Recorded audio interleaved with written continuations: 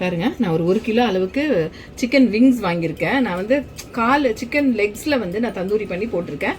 சரி, சிக்கன் விங்ஸில் தந்தூரி பண்ணலான்னு சொல்லிட்டு ஒரு கிலோ அளவுக்கு வந்து நான் வந்து சிக்கன் விங்ஸு தோலோடு தான் வாங்கியிருக்கேன். என் பசங்களுக்கு வந்து தோலோடு தான் பிடிக்கும், அதனால அவங்களுக்கு தோலோடு தான் வாங்கியிருக்கேன். வாங்கி நல்லா வாஷ் பண்ணிவிட்டு கொஞ்சம் காடி உப்பு எல்லாம் போட்டு நல்லா வாஷ் பண்ணி எடுத்துட்டு இப்போ நல்லா ட்ரைன் பண்ணிவிட்டு இப்படி இந்த சிக்கன் விங்ஸை ஒரு கோடு போட்டு வெட்டி வச்சுக்கோங்க. அப்போ தான் இந்த மசாலா வந்து அதில் வந்து ஃபுல்லாக உள்ளே போகும். அதனால இப்படி நல்லா வெட்டி இதை வச்சுக்கோங்க இப்படி. ஓகே, நீங்கள் கால் வந்து வாங்கி நீங்கள் செய்கிறதோட இதுமாதிரி விங்ஸ் வந்து நல்லாயிருக்கும். இன்னும் நல்லா ரோஸ்ட் ஆயிரும், வெந்துடும் சீக்கிரம். கால் கொஞ்சம் நேரம் ஆகும். நான் அவனில் தான் செய்ய போகிறேன். கடாயில் கூட செய்யலாம் தந்தூரி. நான் வந்து கடாயில் போடுறேன் ஒரு டைமு. இது அவன் இருக்கிறத அவன்லேயே நான் செஞ்சிட போகிறேன். சரிங்களா? இப்போ எல்லாத்தையும் இப்படி வெட்டி வச்சாச்சு. எல்லாத்தையும் நல்லா கோடு போட்டு கொஞ்சம் இந்த மசாலா போகிறதுக்கோசரம் கொஞ்சம் எல்லாத்துக்கும் போட்டு வச்சாச்சு. அந்த தோலோட தான் நான் எடுத்திருக்கேன். நல்லா இருக்கும் பாருங்கள்.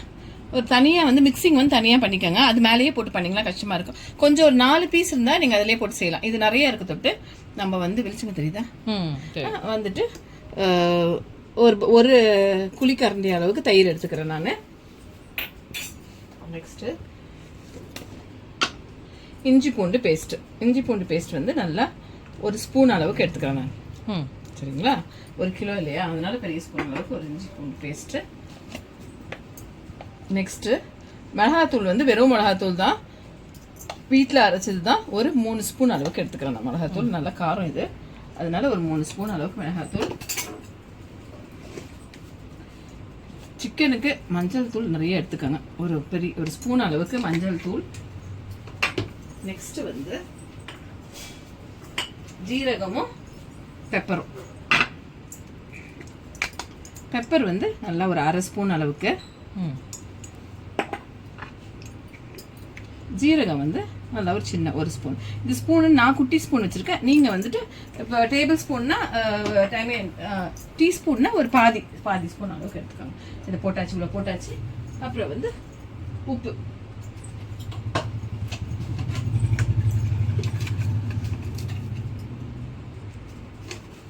உப்பு வந்து இதுக்கு தகுந்த மாதிரி ஒரு ஸ்பூன் அளவுக்கு உப்பு எடுத்துக்கிறேன்.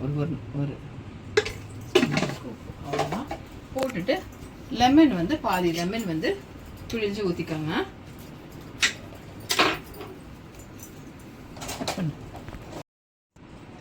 லெமன் வந்து வேணும்னா போடுங்க. தயிரே போட்டு பண்ணலாம், தயிரும் போடலாம். நான் ஒரு பாதி லெமன் வந்து பிழிஞ்சுக்கிறேன். சரிங்களா? நல்லா ஒரு பெரிய லெமன் எடுத்து ஒரு பாதி பண்ணிக்கோங்க.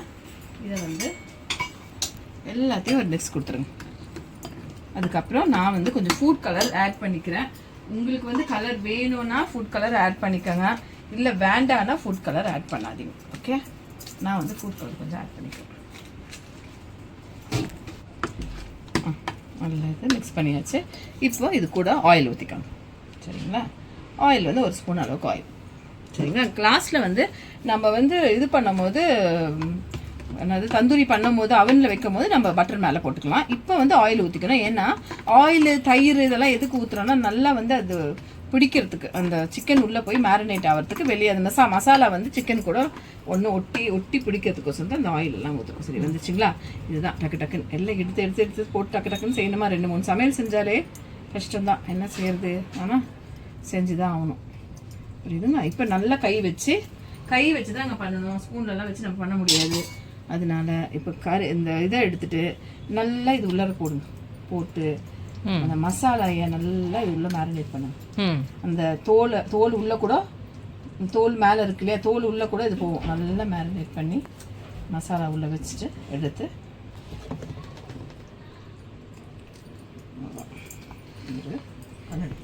இல்லை பாப்பா. தெரியும். இப்போ நல்லா அந்த மசாலா நல்லா மேலே கோட்டிங் ஆகிற மாதிரி பண்ணி வச்சிருங்க. இன்னொரு பிளேட்டில் வச்சிருங்க. இதே பிளேட்டில் வைக்காதீங்க. ஏன்னா நம்ம எவ்வளோதான் தண்ணி ட்ரெயின் பண்ணாலும் அடியில் தண்ணி கொஞ்சமாக நிற்கும். நீங்கள் எடுத்து இதில் வச்சிங்கன்னா திருப்பி அந்த மசாலா எல்லாம் தண்ணியில் போயிடும். அதனால நல்லா பிக்னர்ஸ்க்கு தான் சொல்கிறேன். பெரியவங்களுக்கு எல்லாத்தையும் அது தெரியும். நான் பிக்னர்ஸ்க்கெல்லாம் இப்படி சொல்லி கொடுத்தா என் பொண்ணுக்கு ஒன்று சொல்லிக்கிட்டே இருப்பேன். ஒரு 2-3 வருஷம் சொல்லுவேன். அப்போ தான் அவங்களுக்கும் தெரியும். ஏன்னா வீட்டில் சமையல் மாதிரிலாம் எதுவுமே பண்ணுறது இல்லை ஒர்க்கு வீடுன்னு அப்படியே இருக்கும். பசங்களுக்கெல்லாம் கொஞ்சம் கஷ்டம்தான். அதனால் நம்ம வந்து பண்ணிவிட்டு இது பண்ணிக்கலாம். பாருங்கள், வச்சு போட்டு மேலே வச்சிடலாம். அப்படி எல்லாம் மசாலா போட்டு ஒன்று கூட மிச்சம் இல்லை, எல்லாம் வலிச்சு போட்டாச்சு. கரெக்டாக எல்லாம் மேரினேட் ஆயிடுச்சு. அப்படியே கொண்டு போய் ஃப்ரிட்ஜில் வந்துட்டு நீங்கள் வந்துட்டு ஒரு ஹவர் இல்லை 2 ஹவர் வச்சாலும் நல்லா மேரினேட் ஆகணும். ஃப்ரீசரில் வைக்காதீங்க, நார்மலாக ஃப்ரிட்ஜில் கீழே வச்சு கொஞ்சம் நல்லா வந்து ஒரு 2 ஹவர் வறுத்து காட்டலான்னு தான் தவாவில் உங்களுக்கு பண்ணுறேன். இந்த மாதிரி வந்து இது ஒரு நல்ல ஒரு அயன் தவா எடுத்துக்கோங்க, டக்குன்னு வந்துடும். அதில் நல்லா எண்ணெயை ஊற்றி பார்த்து பாப்பா அதுலேயும் வந்து இந்த போட்டு ஃபுல்லாக ஸ்லோவில் வச்சுக்கோங்க. ஏன்னா அயன் தவா வந்து ரொம்ப வந்து சூடேறும். அதனால 3 போடுற பாருங்க. மசாலா எது இருந்தாலும் இது பண்ணிக்கோங்க. போட்டுட்டு நல்லா எண்ணெயை ஊற்றி கொஞ்சம் விட்டுருணும். எண்ணெயை நல்லா ஊற்றிட்டு ஃபுல்லாக ஸ்லோ பண்ணிக்கலாம். கீழே கட்டு போட்டு ஸ்லோ பண்ணிவிட்டு ஒரு நல்ல ஒரு கவர்டாக ஒரு மூடி போட்டுக்கோங்க. இந்த மாதிரி ஒரு கவர்டாக ஒரு மூடி, அந்த இது வெளியே வராத அளவு கவர்டாக ஒரு மூடி போட்டு ஸ்லோலியே வைங்க. திருப்பி இந்த சைடு திருப்பி போடணும், திருப்பி அந்த சைடு. எவ்வளோ நிமிஷம் இருக்கணும்? இது வந்து கொஞ்சம் நேரம் தான் ஆகும், 20 மினிட்ஸ் ஆகும். ஏன்னா நம்ம தவால செய்கிறது. அதனால ஸ்லோவாக திருப்பி தீயாத அளவுக்கு நம்ம எண்ணெயை ஊற்றி திருப்பி போடணும். இன்னும் ஆகாது, வேணாம் பார்த்து பண்ண எண்ணெய் பற்றி நிறைய எண்ணெய் மெதுவாக இதை வந்து திருப்பி போடணும். கொஞ்சம் தீயம்தான் நம்ம தவால செய்யும்போது, கொஞ்சம் தீயம்தான் அது. உள்ள எதுவும் ஆகாது, உள்ள ஒன்றும் ஆகாது. கொஞ்சம் தீரம் கொஞ்சம் ப்ரௌனாக தான் ஆகும். நம்ம இப்போ அவனில் செஞ்சால் அது அப்படியே தீயாமையே அந்த ரோஸ்ட் மாதிரி வரும். இது வந்து கொஞ்சம் தீயனா தவா இல்லையா, கை பார்த்து வச்சு செய்யணும். பேக் ஆகிடும், நல்லா பேக் ஆகிடும். எண்ணெய் எங்கே இருக்கோ அந்த எண்ணெய் தள்ளி வச்சு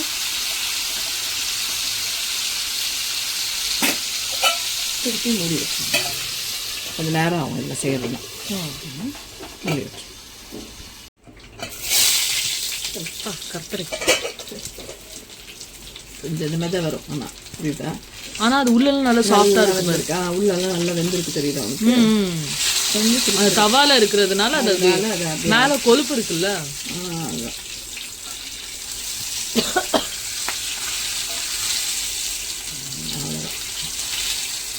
நல்லா ரெண்டு தெரியும் உங்களுக்கு. இப்போ தெரியுதா?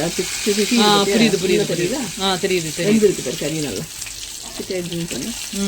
நல்லா வந்துருக்கு. கரெக்ட்.